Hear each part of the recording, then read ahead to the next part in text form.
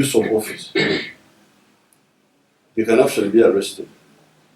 Oh, you are the engineer of the road. You are the one who was designing the road. How did you come to buy land here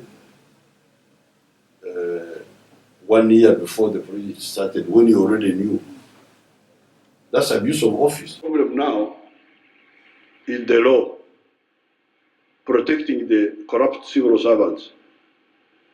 That law, this one here, corruption by public servants. You will hear in the next few days how many casualties will be. God will deliver them to me. Endemic corruption has earned its place in Uganda as it permeates every pocket of society, including sacred places like temples of justice and the church, as well-placed civil servants chase the gravy train. The ragtag liberators of the country had pontificated that corruption and other ills in society drove them to pick up arms to fight a costly war in the World Triangle. Guys, I think this is a fundamental change in the politics of our country. But 33 years after taking the reins and exalted like nobles, men and women have replaced the lasting image of haggard and shabbily dressed commanders with expensive tastes. The leaders treated their constituents as pawns in a clientele patronage system, as politicians and their surrogates became the wealthiest class in a society, while the ruled were pushed to the lowest ranks, awaiting crumbs from their masters. One does not require to conduct a lifestyle audit to prove how corrupt officials have amassed ill-gotten wealth. Those implicated in massive corruption scandals received a slap on the wrist, and others were reappointed to coveted positions as long as they did not threaten the president's power base. As President Museveni prepares to lead the anti-corruption walk from the Constitutional Square in Kampala to Kololo Airstrip on Wednesday, critics say that beyond rhetoric, he will need to offer pragmatism in regard to combating this Achilles heel. General Museveni and the NRM regime are incapable of turning around corruption, just out of the question. Well, what should be done? They are trapped. They are trapped. You see, I think what has happened, they never realized that corruption would become a central issue in the politics of the country. So for a long time, they used corruption for purpose of maintaining control, maintaining themselves in power. When you're doing this work, you're going to have the anti-corruption work. You're going to have ministries, departments, and agencies working. Now, interestingly enough, those ministries, departments, and agencies that are going to work with the president are the same MDAs that have actually failed to enforce or to take up the recommendation that the Auditor General is giving. So it is a mockery, it is a gimmick. It's actually an insult to Ugandans. Like a pet subject, President Museveni and his technocrats have reiterated commitment to tame graft, which according to a 2015 report by Parliament cost the country more than 24 trillion shillings over the last 10 years. Good laws and policies have been enacted as well as offices to fight graft.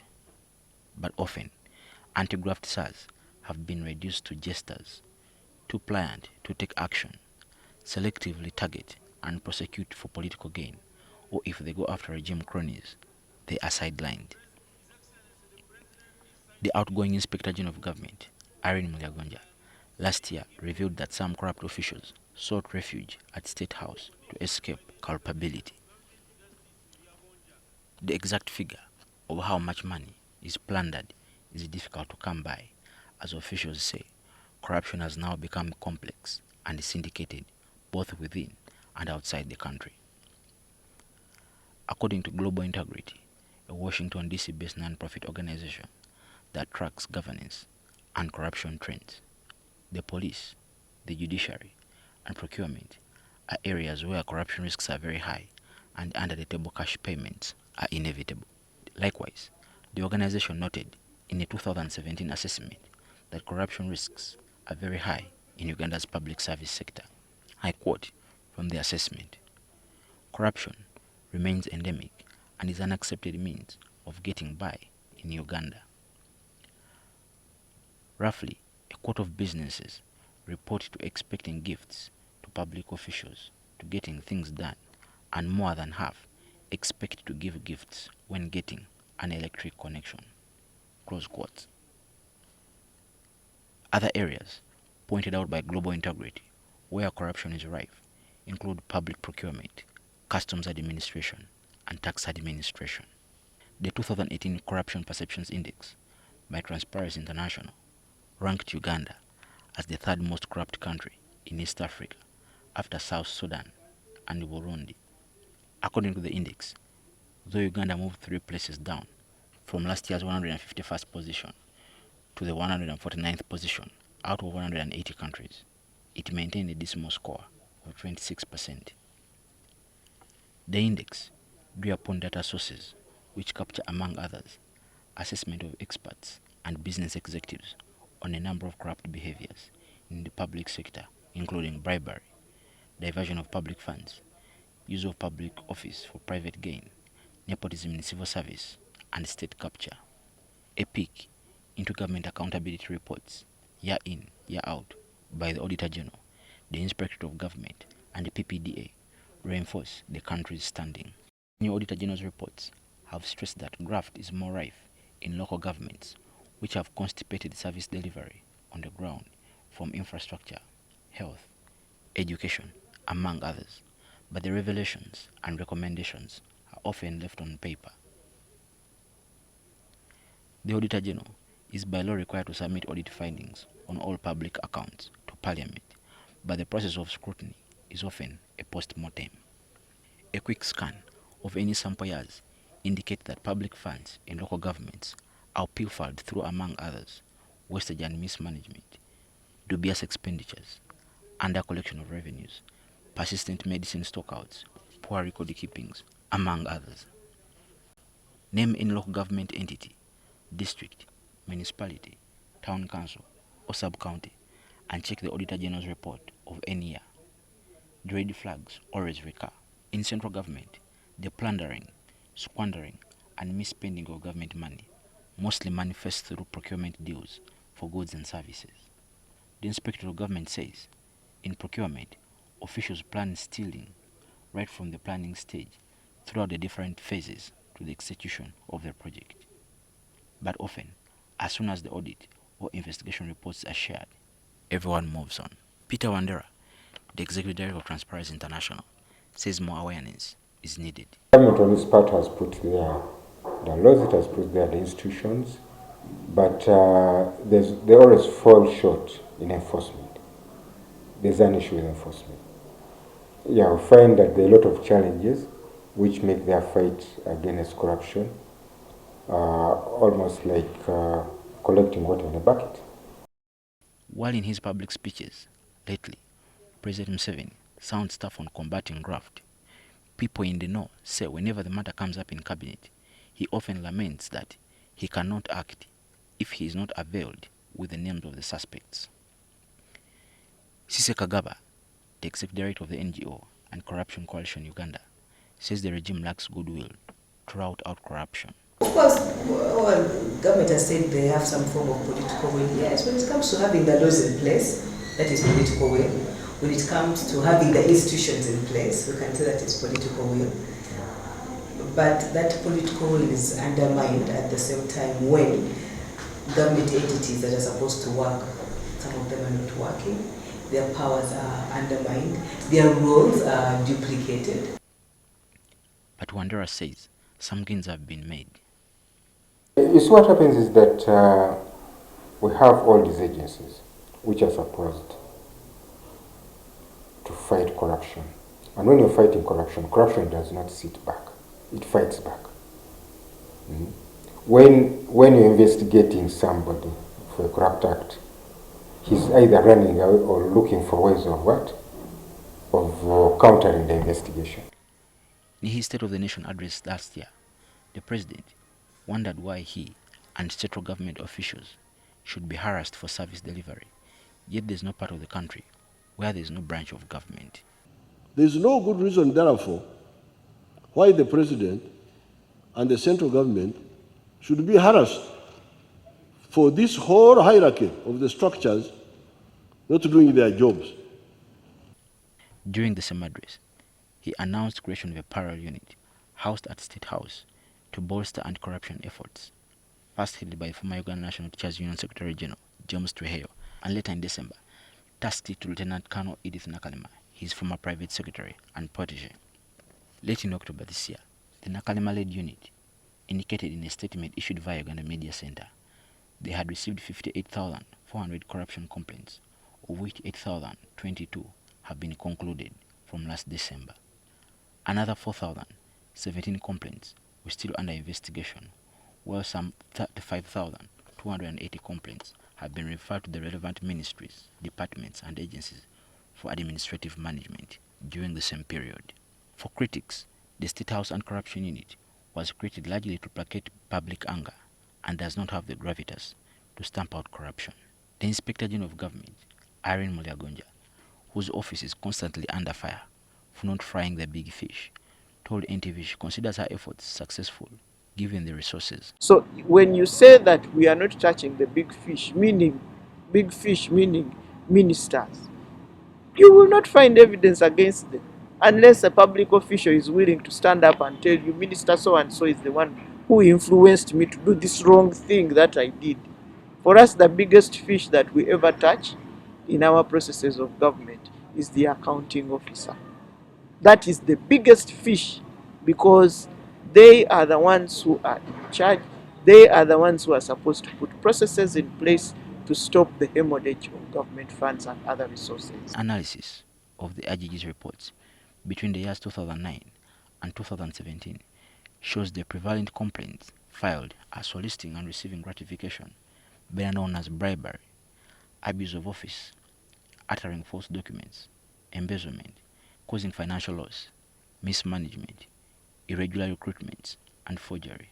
In terms of geographical spread, the analysis by Crane Analytics, a data intelligence firm, reveals that Kampala tops with a list of all complaints filed with 6.5%, followed by Jinja, Mbarara, Masaka, Soroti, Moyo, Lira, Kayunga, Bujiri, Arua, Mukono, Amuria, Mayuge, Gulu, Pader, Mbale, and Masindi. The main complaints plaguing Kampala include soliciting and receiving gratification, abuse of office, uttering false documents, offering gratification, soliciting bribes, fraud, mismanagement, bribery, and theft.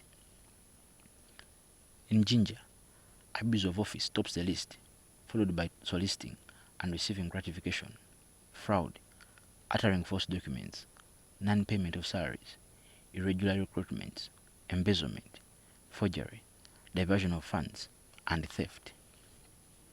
Across all the districts, the dataset shows that cases of solicitation and receiving gratification tops the list, being highest in Kampala and in Mbarara. However, on a general scale, theft and uttering false documents, abuse of office, fraud, irregular recruitments, embezzlement, and causing financial loss stand out. Meanwhile, the number of complaints filed has grown exponentially from 1,544 in 2009, when the IGG published its first report, to about 5,000 in 2018. During the period 2009 to 2017, some 370 cases were rejected. 1,200 was the average case backlog. 300 complaints were referred to relevant agencies.